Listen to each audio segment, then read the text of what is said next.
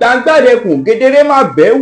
wò ẹ káàbọ̀ sórí ìkànnì wa lẹ́yìn ní ẹ̀fọ́ abalẹ̀ fún adáadáa fídíò tó ń ṣó lẹ́gbẹ̀ẹ́ wa a sì máa pílẹ̀ fún inú fídíò tẹ́ ń wo lẹ́gbẹ̀ẹ́ ni ẹni ló máa jáde tó tú ọ̀pọ̀lọpọ̀ àṣírí tẹ́ máa ń gbọ́ àṣírí pẹrẹpẹ rẹ̀ òun lẹ́ni yìí jáde tó tú ẹ̀wò kílẹ̀ ló fà tẹ́lifí tán àṣírí káàkàkàkà tó le tó bá ẹ̀wò tó bá gbígbà púpọ̀ rẹ̀ tẹ̀dá fún pọ́ọ̀nù wa ẹ bá subscribe like comment kẹ́ share ilé ìwádìí wà ní content nígbàkúgbà lóòrèkóòrè ní agbo òṣèré ẹ̀wò láìpọ̀ pàpọ̀lọpọ̀lọ péjò gẹ́gẹ́ sọ pé fídíò wọn àlẹ́ tàmà play fún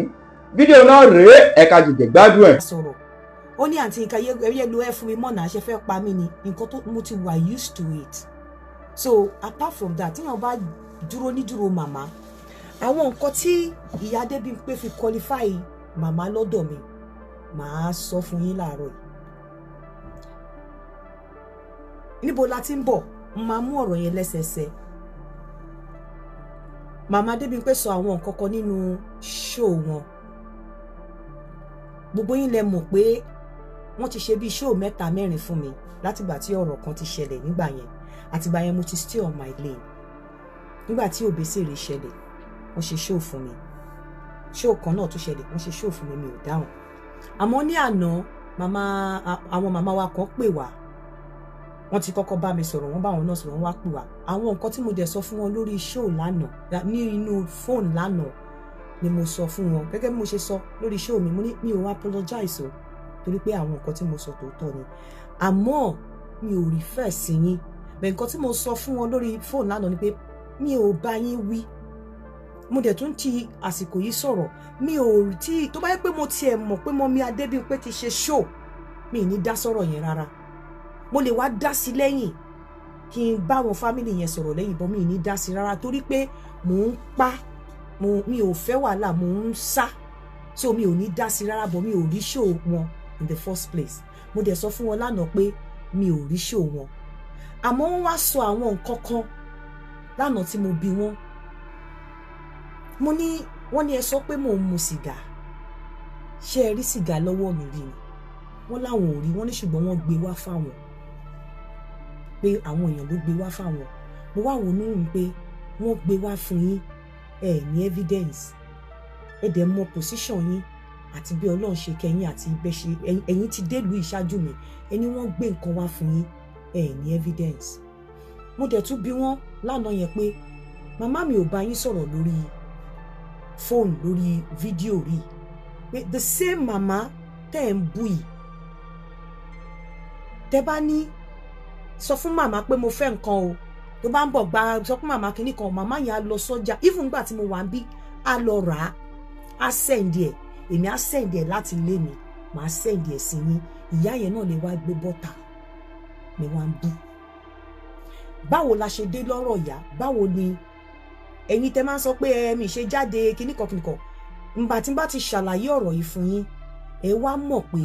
ṣé ìyá Adébímpé jẹ́ èèyàn tó yẹ kí n lọ fún lésì kí n bọ́ síta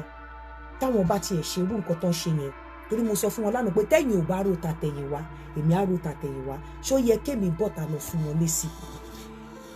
nígbà tí ọ̀rọ̀ Sẹ́ráfù ṣẹlẹ̀ tọ́rọ̀ Sẹ́ráfù tán màmá mi dúpẹ́ lọ́wọ́ màmá Adébímpé àti ẹ̀gbọ́n wọn màmá Erelu ó dúpẹ́ lọ́wọ́ wọn gan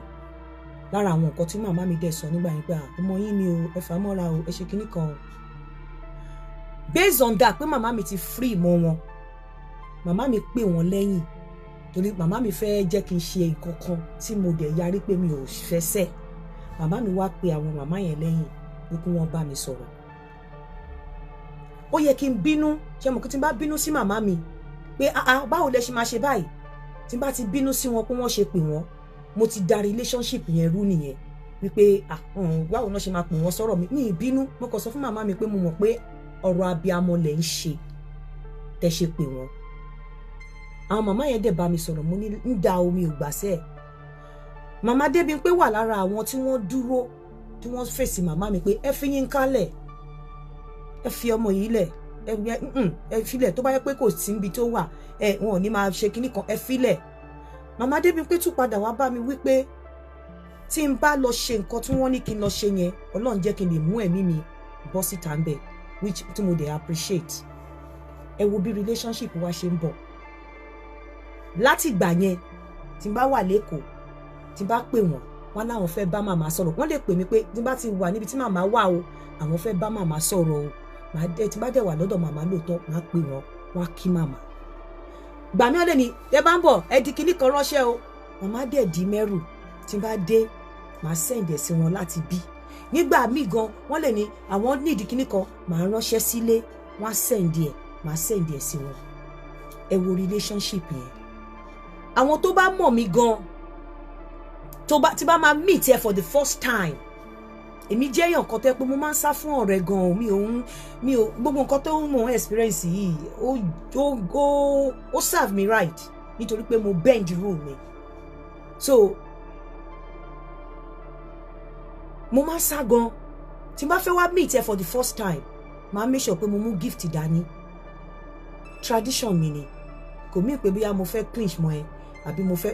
máa make sure pé mo mú gift dání títí kan ara àwọn director producers tó ń ṣiṣẹ́ fún mi tí bá ń lọ láti bí mo máa ra lékún ni má ti ship ẹrù mi kí n tó lọ ọlọ́run kọ́ fún mi ní spirit of giving ni torí mọ́mi Adémípé sọ̀rọ̀ bàtà wọn ò béèrè bàtà lọ́wọ́ mi it was the first time I was going to meet her bàtà yẹn tí mo ṣe torí pé mo ti ní mind pé mo fẹ́ lọ bá wọn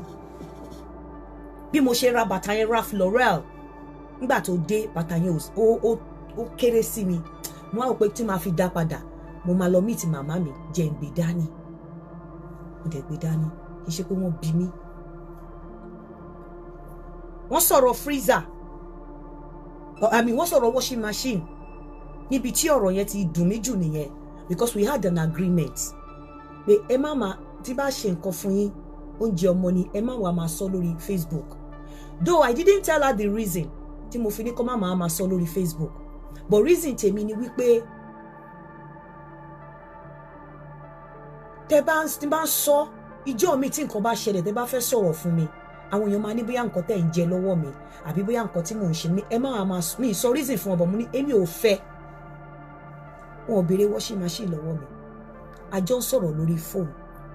wọ́n dẹ̀ ní àwọn wà ní London ní àkílẹ̀ lọ ṣe ní London wọ́n làwọn lọ fọṣọ àkílódé ẹ̀ ní washing machine wọ́n ló ti bàjẹ́ wọ́n ní August card táwọn dẹ̀ ní wọ́n ní kò sówó ń bẹ àwọn ṣẹ̀ ń wá báwọn ṣe máa save owó sí ní ìdẹ sọ̀rọ̀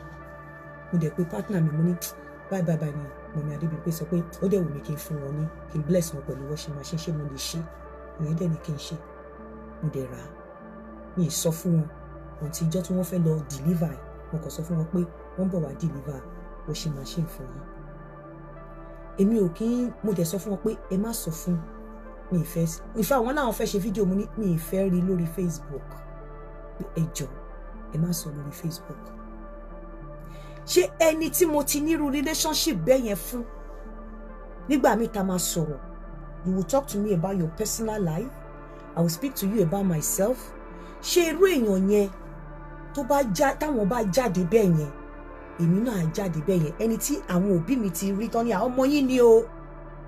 tí ó dẹ̀ tẹ ẹni tó dẹ̀ free máwọn òbí mi pé màámi mo fẹ́ lùbọ́ o màámi mo fẹ́ kúkúrú o màámi mo fẹ́ kinní kan tó dẹ̀ máa send ẹ̀ ṣé irú èèyàn bẹ́ẹ̀ yẹn ni màá sọ wípé ó ń sọ̀rọ̀ èmi náà wá bọ́ta máa wá fún wọn lésì táwọn ò bá ro tàtẹ̀yìnwá ṣé kò yẹ kémi ro tàtẹ̀yìnwá for those of you the kind of relationship bóyá mo stupid ni omi ò stupid ni kẹ́ sọ fún mi irú àwọn relationship yẹn ò lè fà á kémi bọ́ta kí n máa ṣe báwọn ṣe ń ṣe yẹn èmi ò lè ṣe bẹ́ẹ̀ èmi ò ní lè ṣe náà mo wá bí wọ́n pé wọ́n ní ẹ sọ wípé mo ń mu sìgá ẹni wọ́n gbé wá fún yín ni èdè ṣoṣo yẹn defamation of character tí mi ò bú yín tí mi ò ṣá yín ẹ ṣe defamation of character ẹni wọ́n gbé wá fún yín ní nǹkan tẹ́ ẹ mọ̀ tẹ́ ẹ rí kí n mú ṣó yẹn kí lè rò ó lè ṣẹlẹ̀ because defamation of character ẹni màmá mi kúnlẹ̀ fún yín bó tẹ̀ jẹ́ pé èèyàn ń ṣe defamation torí èèyàn ń ṣe èbú ẹni èmi máa mu sìgá 40 sticks kan tó dómi àti ọtí mi ìmọ̀ nǹkan tó ń pè ní mi ìmọ̀ bí stout ṣe rí láyé mi the only thing tí mo máa ń mu ni Baileys mi ìmọ̀ bí stout ṣe rí mi ìmọ̀ bí bíà ṣe rí láyé mi but the fact pé mo establish pé ẹ sọ pé wọ́n gbé wá fún yín nígbà tí mo ṣe fíìmù níbí báyìí mo ní kí wọ́n wo fíìmù yẹn kán fún mi ní review review tí màmá Adébímpé fún mi ni wípé bó ṣe soft o tún lọ gbé softness ẹ sínú film àwọn fíìpò yẹ kó ya wèrè díẹ̀ nínú film pé bó ṣe gentle yẹn o tún lọ gbé sínú film pé kò yẹ kó rí bẹ́ẹ̀ ó yẹ kó tiẹ̀ ṣagídí díẹ̀ ẹ mọ̀ mí tinú tẹ̀yìn torí nígbà tí mo bi wọ́n lórí fóònù lánàá mo ní ní ìpẹ́yìn náà lè ṣàràbù wọ́n ní wọ́n gbé wá fáwọn ni. The issue of Shabarikolo, let me tell you,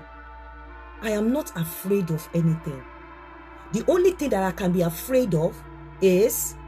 ṣé mo san tax, ṣé mo register, sorted. Shabarikolo is just like any other dating site. We should, as we're educated now, any other dating site ni Shabarikolo jẹ́. 1, 2. My platform, is it therapeutic? Yes or no? Facebook, ṣé 18 and above ló ń wo Facebook? UK ò kí ń ṣe Nigeria tí wọ́n kọ̀ máa jump at people's mouth. Wọ́n máa ṣe investigation wọn pé okay tí page bá bad kí ló dé tó fi ní this massive followers kí ló ń follow ẹ̀ fún. They will go on my YouTube page, which I will be ready to submit. They will go on my TikTok page. Wọ́n á wòye followers tó ń tẹ̀lé mi. Wọ́n á lọ sínú site mi, wọ́n á lọ wò. Gbogbo nǹkan tí mo ṣe, is it therapeutic? Tí ò bá ti wà therapeutic, wọ́n á wo comments àwọn èèyàn. Ṣé wọ́n wà happy? Ṣé ó dá fún mental health wọn? Ṣé ó wọ̀ fún mental health wọn? Those are the things that they will look at. I'm not scared, I'm not afraid. The only thing that can get me scared ni pé tí bá yẹ pé mi ò san tax. Àbí tó bá yẹ pé mi ò register ẹ̀, mo kàn ń ṣe under G. My work ethics kò sọ fún mi pé mi ò lè ṣe side hustle or mi ò lè ṣe side job. Kò sọ bẹ́ẹ̀, provided tí bá declare tax mi. Then my followers ó jẹ́ kí wọ́n mọ̀ pé iṣẹ́ mi gan wà therapeutic ó dẹ̀ ń work on mental health. Ìyẹn kọ́ là ń sọ. Mo tún go back to nǹkan tó ń ṣẹlẹ̀ nípa ọ̀rọ̀ professionals should get back to me. Like I said, tó bá yẹ pé mo mọ̀ pé Mọ́mì Adébímpé ti ṣe show mi ní ṣòpò bọ́tà ṣe dá sọ́rọ̀ yẹn rárá. To be quite honest, mo ń sábà wọn. Torí gbogbo yín lẹ mọ̀ pé wọ́n ti ṣe show fún mi lẹ́ẹ̀mẹ́ta unprovoked tí wọ́n ti bú mi before this particular one. Unprovoked wọ́n ti bọ́tà tó ti ṣe show fún mi. Lára nǹkan tí mo sọ fún wọn lánàá ni pé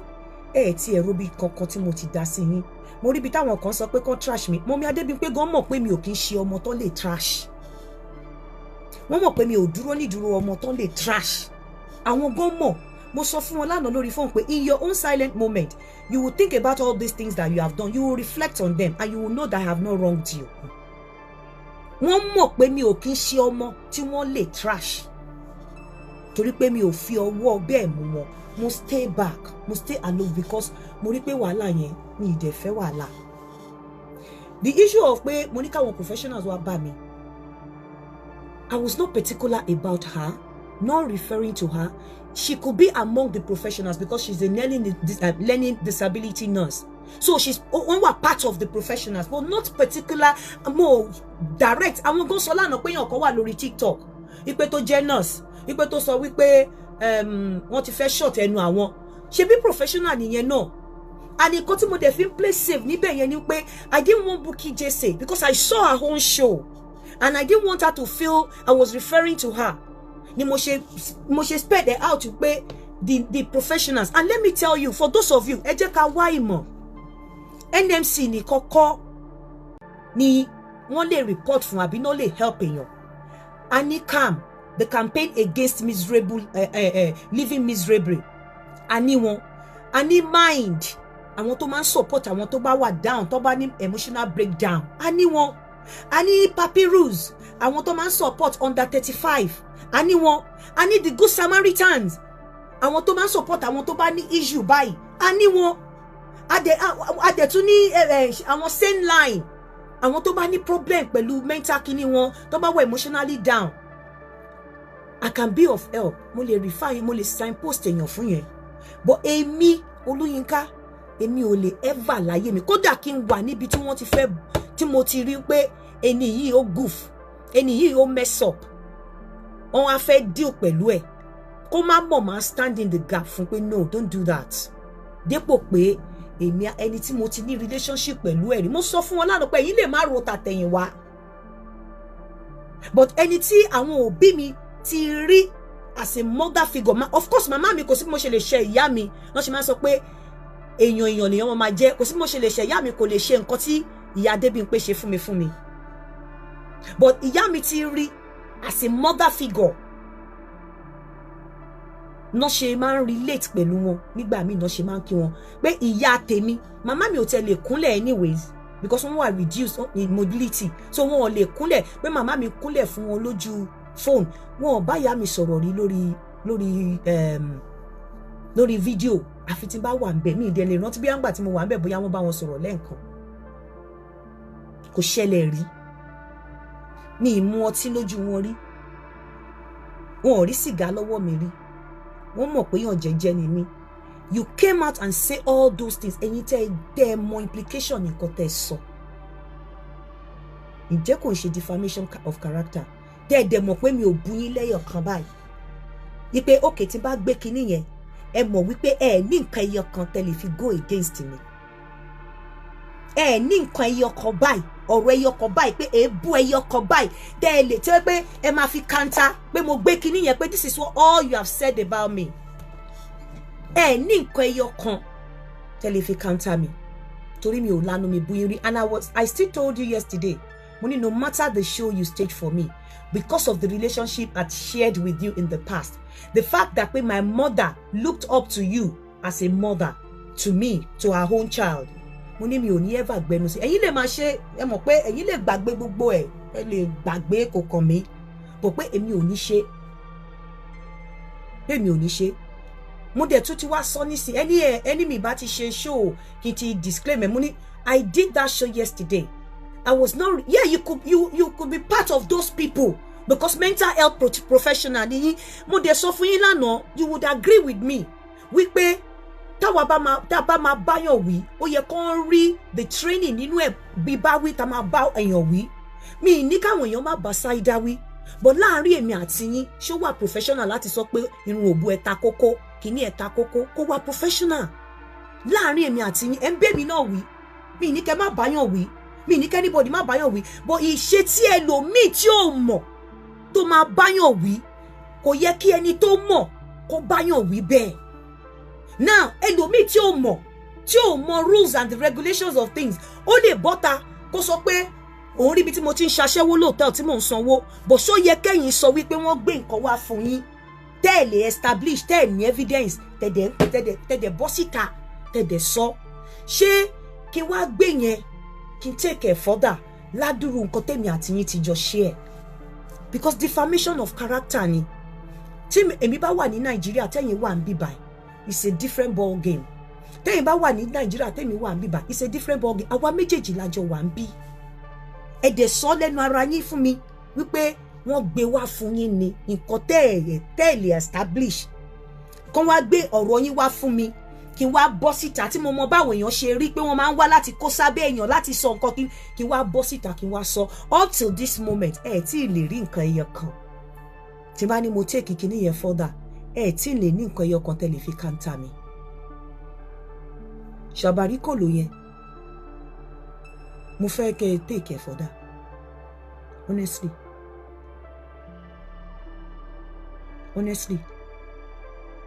mo gbọ́ pé ẹ ṣe show ẹ máa gbé lọ mo sọ fún ìyá màmá tó pè wá pé náà pé mo gbọ́ báyìí bó ṣe mo pẹ́ ní tẹ́ ń bọ̀ wá bá ẹ mọ̀ nǹkan tó ní lọ́wọ́ typical example nǹkan tí mo sọ sílẹ̀ fún yín ẹ sọ fún mi fúnra ara yín pé wọ́n gbé wá fún yín nǹkan tẹ́ ẹ lè establish ẹ dẹ̀ sọ ní gbàgede ẹ dẹ̀ mọ̀ pé you are a professional ẹ dẹ̀ sọ ní gbàgede pé èmi mu 40 sticks of cigarettes kan tó domi àti ọtí ní nǹkan tẹ́ ẹ lè establish tẹ́ ẹ ní evidence tí mo dẹ̀ ní show yẹn lọ́wọ́ tẹ́ ẹ ní evidence màmá ṣó da bẹ́ẹ̀mi àti yín ṣe wà nǹkan tá a ti jọ ṣe èmi àti yín máa ń sọ̀rọ̀ gan o a lè máa sọ̀rọ̀ àwọn ará Facebook ò bọ̀ pé ọ̀rọ̀ live ọ̀rọ̀ ara yín ọ̀rọ̀ live òní a máa sọ mi ò rí yín as bóyá ẹni tó wà evil. Gbogbo nǹkan tẹ́ kàn ṣe ó kàn dàbí drama lójú mi, because mo feel wípé ìpa tí wọ́n pọ̀ máa wo kódà jẹ́ pé mo tiẹ̀ wá jókòó sí,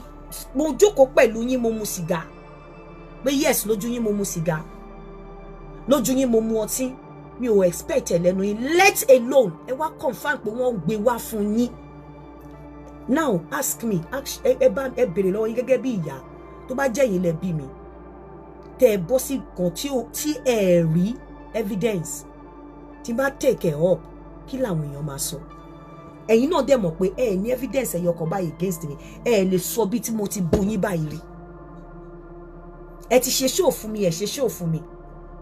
ẹ ti ṣe show fún mi lẹ́ẹ̀mẹ́ta before this one. Mi ìdẹ̀ ti torí ẹ̀ down, kì í dẹ̀ ń ṣe pé mi ò lọ́rọ̀ lẹ́nu, kì í ṣe pé bóyá ẹ láṣìírí mi lọ́wọ́, ẹ láṣìírí mi lọ́wọ́, kì í ṣe pé mi ì tiẹ̀ láṣìírí, kì í ṣe pé bóyá mi ò lè sọ̀rọ̀, mo ro relationship tèmi àti yín ti build, mo ro ijó tí mi ò sí ń bẹ̀, tí màmá mi feel pé òun save pẹ̀lú yín, tó pè yín lẹ́yìn nípa ọ̀rọ̀ mi, tó feel wípé òun wo pé ta lòun lè pè tí Yínká lè gbọ́rọ̀ sí lẹ́nu, pé mo ti bá sọ, ta ni mo wá lè pè tó lè gbọ́rọ̀ sí lẹ́nu, tí ìyá mi dẹ̀ gbé call tó dẹ̀ pè yín. Mo wo ọjọ́ tẹ̀yìn náà ní màámi, ẹ fi kíní kan ránṣẹ́ o, tí ìyá mi á dẹ̀ lọ sọ́jà tó ń ti wípé kò lè rìn dáadáa, tá dẹ̀ rà, tá dẹ̀ sẹ́ǹdẹ̀, tèmi náà tún fi aṣírù lù láti bí màá tún sẹ́ǹdẹ̀ sí ọ̀dọ̀ yín ní Bolton. Mo wo gbogbo relationship yẹn wípé ẹni tó bá wòyàn tó mọ́jú, ẹ jẹ́ ká kí, ọ̀pọ̀lọpọ̀ lẹ́ni tí ò tiẹ̀ wo ibi téèyàn wà. Ẹ lè gba nǹkan lọ́wọ́ mi kẹ́ má jẹ náà, bọ̀ kéèyàn tiẹ̀ tó lè accept oúnjẹ jíjẹ lọ́wọ́ èèyàn, honestly mo believe pé ó níbi tó nífẹ̀ẹ́ èèyàn dé ni. Ẹ ń ṣiṣẹ́ ní private, lẹ ti ń ṣiṣẹ́ ní NHS, mo ti ń ṣiṣẹ́, àwọn private ń gbowó ju NHS lọ, ká má sọ pé bóyá ẹ̀rọ owó rà, èmi ti believe pé ìfẹ́ ló débẹ̀. Bọ̀ gbogbo orú nǹkan báyẹn, ìyá yẹn tẹ́ ẹ máa lè pè on your own láti ní àmọ́ mi kìnnìkan, ẹ rí ìyá yẹn pè nígbà tẹ́ fi pé mo ṣẹ̀yìn. Ọ̀rọ̀ patí tẹ́ ẹ sọ, ẹ mọ bí patí yẹn ṣe jẹ́ o, ẹ mọ ẹni tó dá sí, ẹ mọ ẹni tẹ́ ẹ bá sọ̀rọ̀, ẹ mọ bí patí yẹn ṣe jẹ́, ẹ má jẹ́ kí n tú pé nígbà tí mo dé patí kìnnìkan, ẹ mọ bí patí yẹn ṣe jẹ́, ẹ jẹ́ kó wà láàrin mi àti yín, ká má túbà mi, ẹ mọ bí ọ̀rọ̀ patí yẹn ṣe jẹ́ màmá, ẹ mọ bọ́rọ̀ patí yẹn ṣe jẹ́, ẹ mọ bó ṣe jẹ́, àfi tẹ́ bá fẹ́ boná Ọlọ́run mọ́ra, ẹ mọ bí ọ̀rọ̀ patí yẹn ṣe jẹ́, ẹ mọ̀ pé mi ò kí ń ṣe wípé ẹ mọ̀ mí dáadáa pé mo jẹ́ ẹni tí mi ò fẹ́ wàhálà. Ẹ̀yin gan máa ń bá mi wí nígbà míì pé máa jẹ́ kó máa fi pé bí mi ò wà stable kìíní kan, gbogbo ìgbà tí mo tèmi àti yín sọ̀rọ̀, mo mọ a lot of times tẹ́ ti fẹ́ jáde pé bóyá ẹ fẹ́ lọ sọ tí màá ní mommy no don't do that, ẹ má jẹ́ kó bá àwọn grandmother yín, àwọn ọmọ grandchildren yín náà, ẹ má ṣe báyìí, ẹ ní sùúrù, ẹ jọ. Ìgbà kan wà tẹ́ pé mo tẹ̀ ní mommy mi ní bá yín sọ̀rọ̀ mọ́ tí bá ti rí pẹ́ tí mo dẹ̀ sá. Àwọn màmá wa ló tún wá ní wọn kì í sọ̀rọ̀ bẹ́ẹ̀ yẹn pé àgbàlagbà ni náà, tẹ́yìn náà fi bí mi pé ẹ fi sọ̀rọ̀ sí mi pé ipe tí n bá tiẹ̀ fẹ́ kẹjà kò yẹ kí n wá máa threaten yín pé mi ní bá yín sọ̀rọ̀ mọ́ kíní kan, mo ní mi ò fẹ́ bẹ́ẹ̀ ṣe ń fa, mi ì fẹ́ wàhálà. Ká má sọ wípé bóyá ẹ mọ̀ pé I'm a peaceful person, ẹ mọ̀, ẹ bọ́ síta pẹ̀lú relationship tá ti ní, ẹ lọ ń ra àràbù fún mi, mo wá ń bi yín, ẹ wá sọ pé wọ́n gbé wá fún yín, defamation of character téèyàn lè drag, ẹni wọ́n gbé wá fún yín, because ẹ̀yin náà mo mọ̀ pé ẹ wà educated, ẹ mọ̀ wípé kò sí bẹ́ẹ̀ ṣe lè report platform mi tó sẹ́ anything that is therapeutic tí ó dẹ̀ jẹ́ pé adult ni, tí Facebook kò dẹ̀ ti flag ẹ̀, wọ́n á wọ iye èèyàn tó ń tẹ̀lé mi, those are the things, it's not Nigeria. Tó bá jẹ́ pé mi ò sọ tax ni, ẹ̀rù á ti máa bà mí látànà, I'm even waiting, mo fẹ́ kí kíní kó débi tó yẹ kó dé, so that ẹlòmíì ò ní fi pé òun lè lo as a threat next time so that àwọn èèyàn lè kọ́gbọ́n pé this is not Nigeria, it's a place where proper investigation will be carried out. Mi ò ṣe nǹkan òfin rí, mo máa ń sá fún nǹkan shady things ni. Iṣẹ́ mi ò sọ pé mi lè ní side hustle. Àwọn tó ń ṣe ẹ̀ pé ó mà dá kéèyàn wẹ̀, ó mà dá kéèyàn no. So the issue of be professional, mama, mi ò refer sí yín o. Ẹ wà lára àwọn professional fine, but not particular. That show was not for you. Pé dandan you. No. For everyone ni. And you would agree with me. Ipe ìpa tí àwa máa pa ọmọ àtàmà tí àwọn èèyàn máa ṣe, àwa ò lè ṣe bẹ́ẹ̀. Àwa ò yẹ ká ṣe bẹ́ẹ̀. And I stand to be corrected. Tẹ́ bá ti rí ibi tí ó ti jẹ́ wípé àwọn èèyàn go through nǹkan ní orí ìkànnì yìí tí kò dẹ̀ ń ṣe pé bí mo ṣe ń standing fún wọn lélẹ́yìí, ẹ gbé jáde. A lot of you will be, ṣé mo Saida ni? I don't have to know Saida. I don't even want to know her. But ẹ lọ wo the history of this Facebook. Ibi tí wọ́n ti ń lu pọ́npọ́nmọ́yàn lórí tí èmi ò ti standing. Tí iṣẹ́ mi ò ti fi wọ̀n mi bẹ̀ wípé no, this person is down. I should not join hands. Wípé kó tún wà down. Mo láti help ẹ̀ náà. Even tí bá tiẹ̀ máa sọ nǹkan tí mo sọ nìyẹn. Tí ẹ̀yin náà dẹ̀ mọ̀, ìyẹn débi pé ẹ̀yin náà mọ̀ pé right thing ni. Tẹ́ bá ní pé ẹ bá wí, mi ní pé ẹ bá wí. Mi dẹ̀ ní kẹ́ má bá wí. But ìbáwí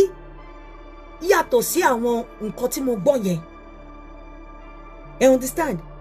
Mo dẹ̀ fi pé táwọn èèyàn gan bá sọ̀rọ̀ àwọn ọ̀rọ̀ yẹn, ẹ̀yin gan ló yẹ kẹ́ sọ pé no, don't speak. Mi kọ́ yín. Torí bó jẹ́ ọjọ́ kan, bó jẹ́ ọjọ́ méjì, ẹ jù mí lọ. You understand? Mi kò ṣe pé mò ń bá yín wí, but in your own silent moment, mama, ẹ máa mọ̀ pé nǹkan tí mò ń sọ, mi ní kẹ́ má bá wí. Ẹ máa mọ̀ wípé nǹkan tí mò ń sọ all right. Mi gbogbo nǹkan tẹ́ ẹ dẹ̀ ṣe pé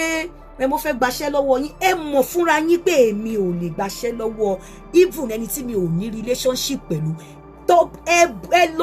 búra ẹ pé ẹ mọ̀ pé èmi Yínká ò lè gbaṣẹ́ lọ́wọ́ ẹni tí mi ò tiẹ̀ ní relationship pẹ̀lú. Now, gbogbo relationship tí mo sọ pé mo ní pẹ̀lú Ìyá Adébímpé àti ti màmá mi, ṣẹ́yìn èèyàn fìpò wọ́ tiẹ̀ kí Ìyá Adébímpé máa sọ̀rọ̀ kémi bọ́ síta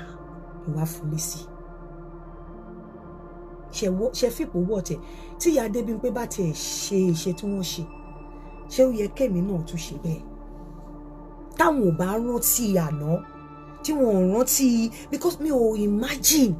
kò sí nǹkan tó lè ṣẹlẹ̀ téèyàn lè gbàgbé that kind of àwọn nǹkan kékeré tí mo ra tọ̀. Ẹ tọrọ nǹkan kan lọ́wọ́ mi. Ẹ tọrọ bàtà lọ́wọ́ mi. I gave it to you when I was coming to meet you for the first time, and I thought I should just hold something. Iṣẹ́ pẹ́ tọrọ. Because you brought it out. You came out to say it. I didn't want it out, but you already brought it. Tọrọ washing machine lọ́wọ́ mi. There was a woman like that. Àwọn ọmọ tó tẹ́ máa rí tán máa kọ̀ gbé orin mi. Tí n bá rí orin yẹn, ẹbí wọn máa pè wọ́n, kò sí ìtì mi ní fún nǹkan nu wọn. Because mo máa wò pé the stress tán go through kan tó ṣe máa fi encourage wọn. Bí n bá ní kéèyàn bá mi ra nǹkan, tó bá pè ní £1, máa san £15. Because mo máa wò pé tí n bá pè kó lọ bá mi rà, tí ò bá mi rà ńkọ́. You understand? That is me. It's not to get hooked. Mèmi ò kí ń fẹ́ báyàn ṣe. Màmá Adébímpé yìí náà dẹ̀ mọ̀. Ẹ mọ̀. Àìmọye èèyàn tẹ́ ti bá mi sọ̀rọ̀. Tí màá ní no, I just want to be. Please, ẹ jọ̀ọ́. Ẹ̀yin náà mọ̀ fúnra yín pé I'm not the type tó fẹ́ báyàn ṣe. Ìlú tí mo wà yìí, mo ti wà nílùú mi léèyàn kọ́kọ́ kọlẹ̀kùn lémi rí yàtọ̀ sí partner mi pé kákákáká o. Àwọn ọmọ mi ò lè sọ pé àwọn ọmọ lágbájá mọ́ mi pé ọ̀rẹ́ mi. I don't. Èmi ò gógó mo máa ń sá. Nígbà tọ́rọ̀ yẹn dẹ̀ ti ṣẹlẹ̀ ńgbà yẹn tí mo ti pè yín, tí mo ti rí èsì tẹ́ fún mi, tí mo dẹ̀ ti rí bí gbogbo ẹ ṣe lọ, mo kò ibi tí mo ti ṣe Mọ́mì Adébímpé rè o, mo kò decide láti stay back. not that pé mo ní nǹkan kan against yín bó mi ò kàn fẹ́ kí nǹkan tó ṣẹlẹ̀ yẹn kó repeat ara ẹ̀ mi ì fẹ́ wàhálà ẹ̀yin náà dẹ̀ mọ̀ pé mi ò fẹ́ wàhálà ẹ máa ń sọ fún mi pé mo gentle jù ẹ máa ń sọ fún mi pé mo ti wà peaceful jù ẹ máa ń sọ fún mi ẹ tún ní mo gbé pé bí mo ṣe wà peaceful mo tún lọ gbé sínú eré tí mò ń ṣe so èmi yẹn torí gbogbo nǹkan tẹ́ ṣe mo rí gbogbo game yẹn tẹ́ ṣe play ẹ̀ up but gẹ́gẹ́ bẹ́yìn náà ṣe sọ pé kò bá má jẹ́ mi kò bá má jẹ́ yìí nítorí the relationship I shared with you even my mother thank God pé màmá mi ò sí lórí social media ìyá yẹn máa pọ́n yín lé o ìyá yẹn máa wò yín bí ọba o